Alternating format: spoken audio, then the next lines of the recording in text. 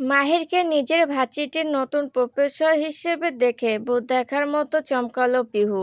মুখ বন্ধ করুন মিস পহেলিকা জাহান, না হলে মুখের ভেতর মশা ঢুকে যাব। মাহিরের কথা ভীষণ লজ্জা পেল পিহু।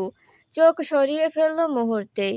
আশেপাশের স্টুডেন্টদের মাঝে গুঞ্জন হচ্ছে, নতুন প্রফেসরটা তাহলে পিহুকে চেনে। এত সব গুঞ্জনের মাঝে মাহির পড়ানো শুরু করেছে। মাহির যে মুহূর্তে হোয়াইট বোর্ডে লেখা শুরু করেছে, ওই মুহূর্তে পিহু বই ছেড়ে তাহিরের দিকে তাকিয়ে। মাহির বলতে বলতে লিখছে। এক মুহূর্তে মাহির লেখা শেষ করে স্টুডেন্টের দিকে তাকালে তার চাহনি থমকে যায়। পিহুর চাহনিতে আটকে আসে মাহিরের চাহনি। পিহু এভাবে ধরা খাবে মোটো টের পায়নি। মুহূর্তে চোখ নামিয়ে নাটক করার শুরু করেছে। মিস পিহু, আপনি কি নোট করেছেন? মাহির পিহুকে পরীক্ষা করার জন্য প্রশ্নটা করেছিল। মুহূর্তে পিহু খাতায় নোট করতে করতে উত্তর দিল, না না, আমি আপনার দিকে তাকাইনি, আমি তো নোট করেছিলাম। পিহুর মুখ থেকে বের হয়ে আসা কথাটা শুনে বাঁকা হাসল মাহির। মাহির এগিয়ে আসতে লাগলো পিহুর দিকে। পাশে বসা নবনী পিহুকে চিমটি কেটে ফিসফিসিয়ে বলল, এ গাদি, সত্যি তাকিয়েছিলি? পিহু নবনীর দিকে তাকিয়ে ডানে বামে মাথা নাড়ল হতভম্ব হয়ে। মুহূর্তে পিহু ডেস্কের উপর টোকা শব্দ আসলো। Miss Pihu. Yes professor. Pihu ডকিলে মাহিরের দিকে তাকালো। মাহির পিহুর নোটের দিকে তাকাতে তাকাতে বলল, আমি আপনাকে কখন বললাম আপনি আমার দিকে তাকিয়েছিলেন? আমি জিজ্ঞেস করেছিলাম আপনি কি নোট করেছেন? কথাটা বলে থেমেছিল মাহির। পিহুর নোট হাতে নিয়ে পেজ উল্টে দেখতে লাগলো। Stand up. পিহু ভয়ে ভয়ে দাঁড়ালো। মিয়া আশা কণ্ঠে বলল, আমি নোটটি করেছিলাম। মুহূর্তে মাহির নোটটা থেকে দিল। হ্যাঁ, আমি দেখেছি আপনি কি নোট করেছেন। ক্লাস শেষে আমার সাথে আসছেন। কথাটা বলতে বলতে মাহির ফের বোর্ডের দিকে চলে যেতে লাগলো। পিহু প্রাণ এখন চলে যাওয়ার পথে। Sit down. মাহিরের কথায় পিহু ধীরে ধীরে নিস্তেজ শরীর নিয়ে বসে পড়ল। নবনীর নজর বুলালো পিহুর নোটের দিকে। ছোট ছোট অক্ষরে লেখা ছিল, আমি মাহির ভাইয়ার দিকে তাকাইনি, একদমই তাকাইনি। খোদা, আমাকে উপরে তুলে ফেলো, নয়তো মাটি ফাঁক করে আমাকে ঢুকিয়ে দাও, নয়তো আজ বাঁচিয়ে নাও মাহি। বাকিটা নবনী আর পড়তে পারল না। পিহু ধপ করে নোটটা বন্ধ করে ফেলল। নবনী তাকালো পিহুর চাহনির দিকে। পিহু বোম হয়ে ফেটে পড়ার অবস্থায়। এক ঢোক গিলে নবনী চোখ সরিয়ে ফেলল। ক্লাস শেষ হতেই একবার মাহি শান্ত চাহনিতে তাকালো পিহুর দিকে, যার উত্তর ভীষণ স্বাভাবিক, আসুন আপনি আমার সাথে, আপনার এত অসাধারণ নোটের পুরস্কার দিচ্ছি আমি। পিহু নিজের সাথে নবনীকে নিতে চাইল, কিন্তু নবনীর বাচ্চা আসলোই না। টিকটিকির মতো বসে রইল সিটটাই। দেরি হচ্ছে দেখে মাহি যেতে যেতে ডাকলো, মিস পহেলিকা। পিহু, আসছি আমি, এখনই আসছি। দ্রুত ব্যাগ নিয়ে উঠে পড়ল পিহু। ক্লাসের সবাই তাদের দিকে তাকিয়ে। সবাই নবনীকে ধরেছে পিহুর সাথে প্রফেসরের কালেকশনটা কি জানার জন্য। তা মিস পিহু, আপনি কি সব প্রফেসরদের দিকে এভাবে থাকেন?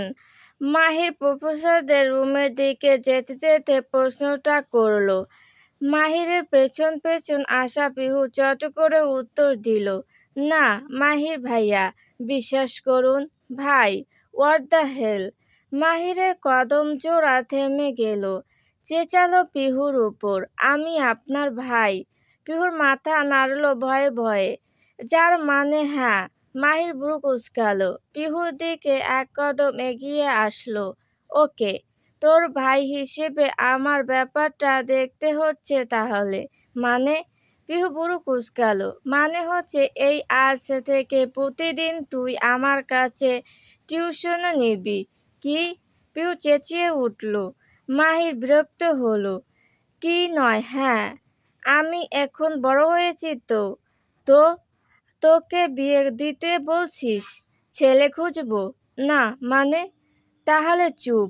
কথাটা পিহুর দুঠোঁটে আঙুল চেপে মাহির বলল। পিহু বাক্যরুদ্ধ বড় বড় চোখে তাকিয়ে মাহিরের দিকে। বিকেলে তখন 5:45। পিহু ভার্সিটি থেকে ফিরে শাওয়ার নিয়েছে ডিরেক্ট। খাবারের টেবিলে বসতেই মোহনা পিহু ভাত বেড়ে দিয়ে পাশে বসলো। মিটিমিটি হাসতে হাসতে, শুনলাম তোকে নাকি কেউ রোজ রাতে গোলাপ দিয়ে যায়। কথাটা পিহুর কর্ণকুহরে আসতেই পিহুর গলায় ভাত আটকে আসলো। দ্রুতই পানির গ্লাস এগিয়ে দিল মোহনা। পিহু পানি খেতে খেতে তার সম্মুখে চেয়ারটায় বসা মেহজাবিনের দিকে আর চোখে তাকালো। মেহজাবিন খিলখিলিয়ে হেসে উঠল।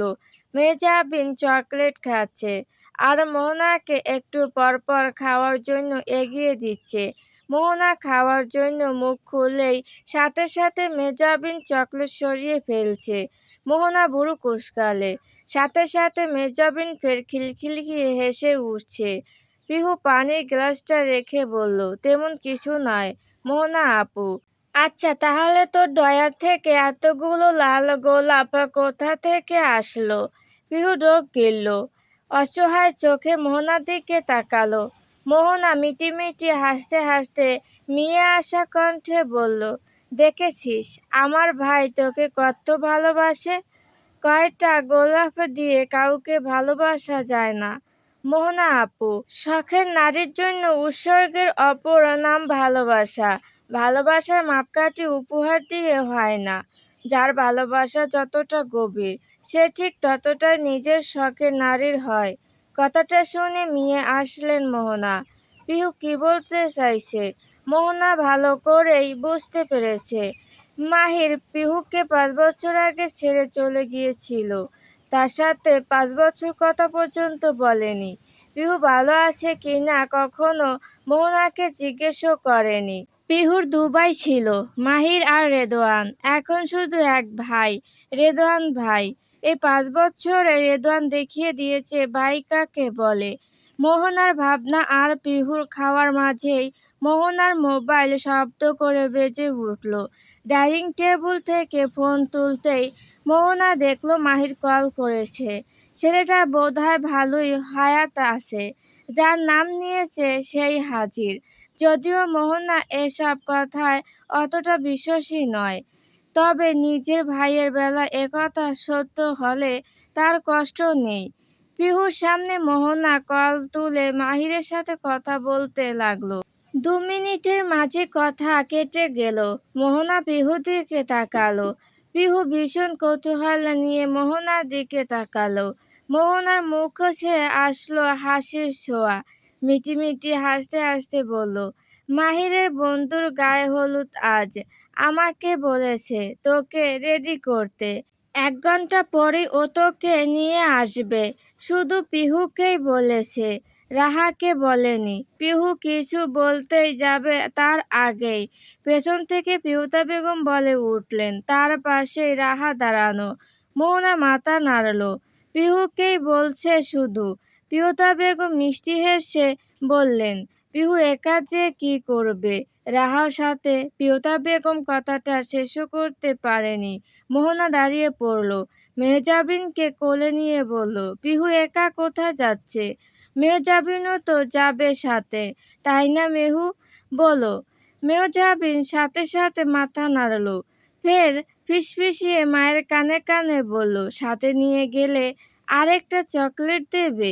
মোহনা ফিসফিসিয়ে বলল, তুমি যা চাইবে মামা তাই কিনে দেবে। আমিও যাব তাহলে। মেহজাবিন ভীষণ খুশি হয়ে কথাটা বলল। পিহুর খাওয়া হতেই দ্রুত নিজের রুমে পিহু নিয়ে চলে গেল মোহনা রেডি করতে।